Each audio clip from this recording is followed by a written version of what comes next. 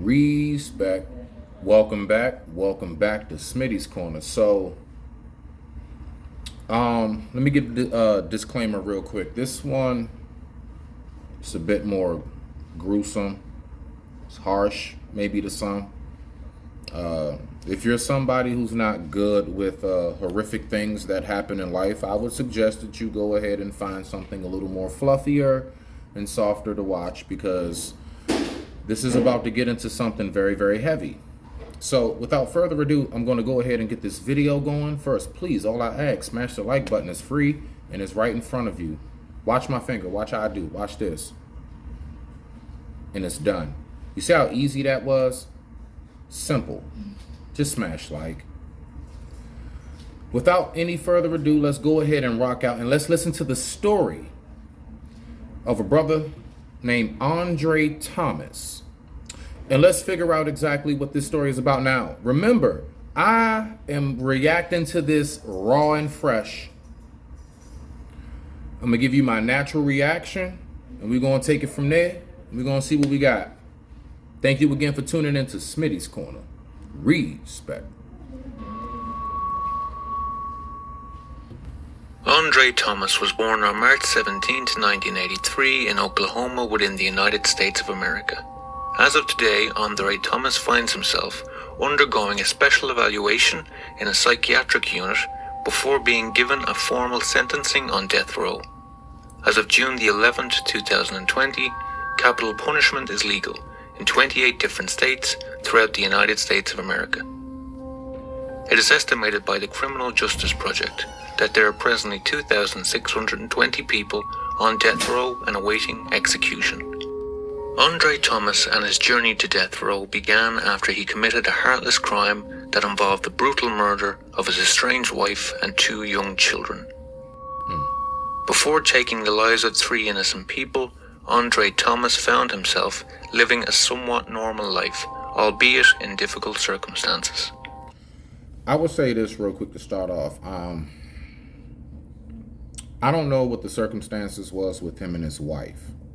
Maybe we'll learn as we go. Again, I don't know this story.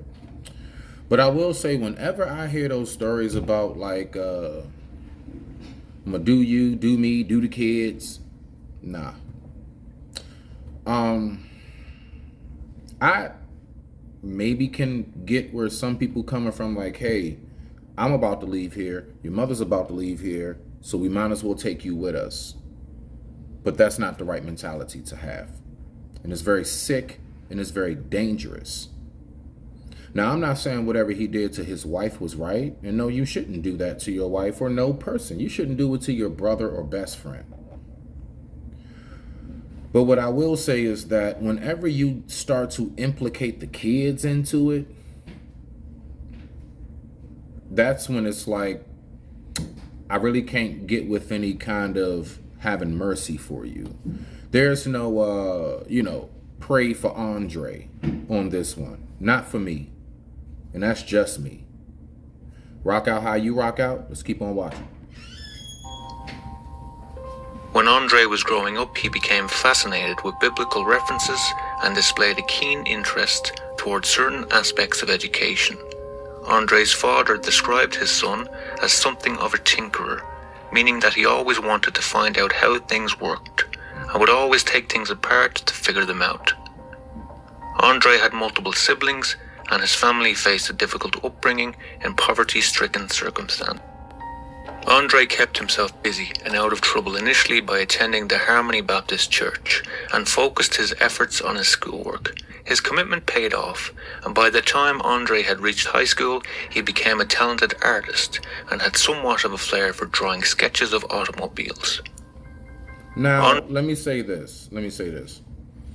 This is why. See, you hear everything he's saying in the background, and his background, know how to take things apart, put them together, wanting to figure things out.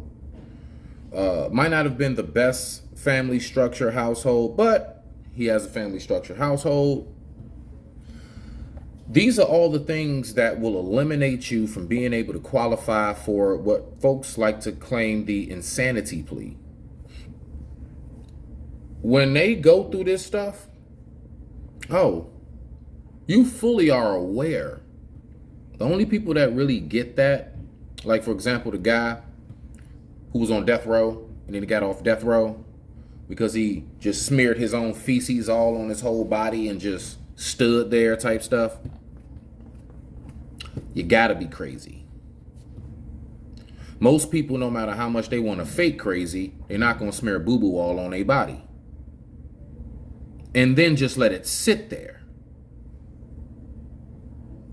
That burns your skin. It doesn't just smell bad. It'll start decaying your skin. You just let it sit there long enough. So, everything I'm hearing so far seems like the brother had a decent upbringing. Let's keep on rocking out. Andre's sister-in-law commented on how he was destined for great things, but that unfortunately never materialized. Andre had some minor run-ins with the law when he was 11 years old, but his charges were for misdemeanors and minor mischief. Then when Andre grew a little older and turned 16 years old, he became a father for the first time to a child named Andre Jr. Shortly afterwards, Andre got married to a woman by the name of Laura Boren, who was 17 years old. Laura... Don't lie. I'm not the only one when I saw this picture without the chains said Slick Rick. Don't lie. Don't lie. Stop the cat. Stop the cat. Let's rock out. took care of Andre Jr. and done her best to take care of him when Andre Sr. was not around.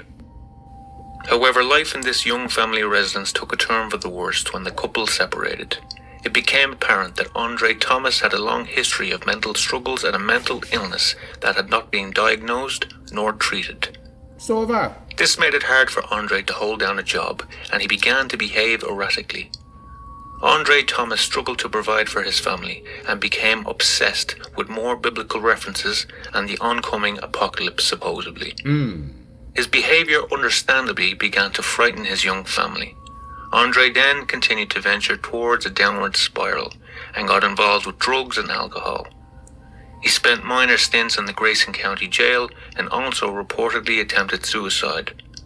Andre Thomas told his friends that his life was repetitive and he felt as if he was living the same day over and over again. This is what I would say about this.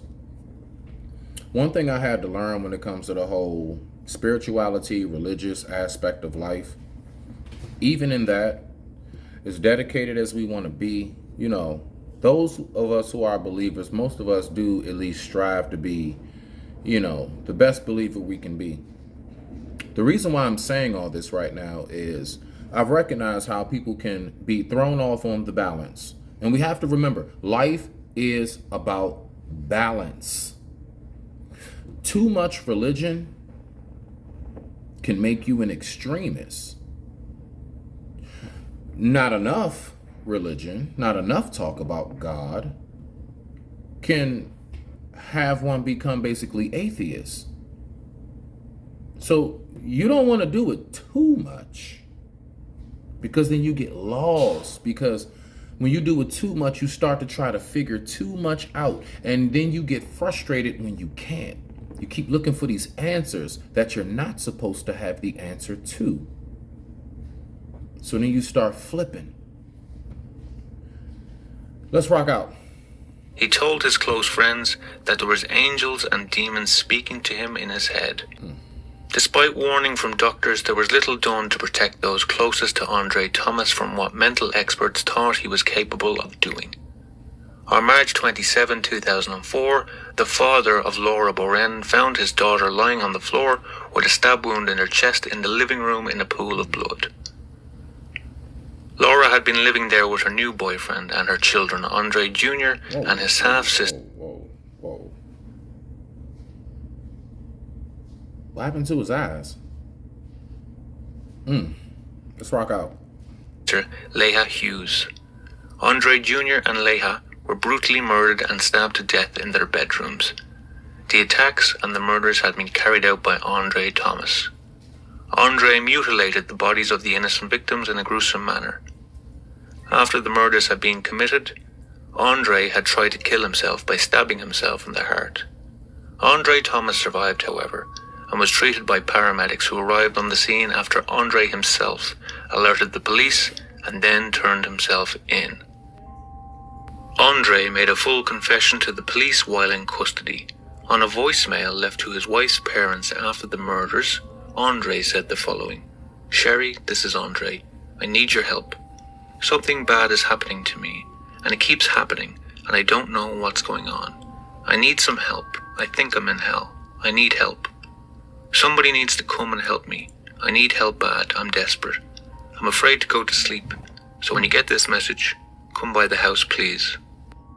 It was thought at this point, now with Andre Thomas behind bars, he would no longer be a threat to other people or indeed himself. However, 5 days after the heartless murders, Andre Thomas gouged out one of his own eyes and ate it. This caused the murder trial to gain widespread media attention. Oh, shit. Oh, man. Wow. Oh, wow. He gouged it out and ate it. Oh, man. Oh, man. You know, you got them tendons, them nerve endings at the end of your eye. Wow. Oh, gosh. Wow. And 3 specialists assessed Andre, and all of them diagnosed him with schizophrenia. Andre spent 45 days in a mental facility before his carers deemed him fit to stand trial. He was found guilty of murder and sentenced to death on November 3rd, 2005. As of today, Andre Thomas remains in a special mental care unit after he removed his other eye and attempted suicide again. Some people believe that Andre Thomas is not fit for execution on the grounds that he is not mentally competent. Now, I will say, because like I said, I didn't see this video. Now hearing this information, yeah, gouging out one's eyes and eating it one by one, I would say that definitely makes you an insanity plea candidate. First class. Let's rock out. Tragic story that resulted in the deaths of 3 innocent people.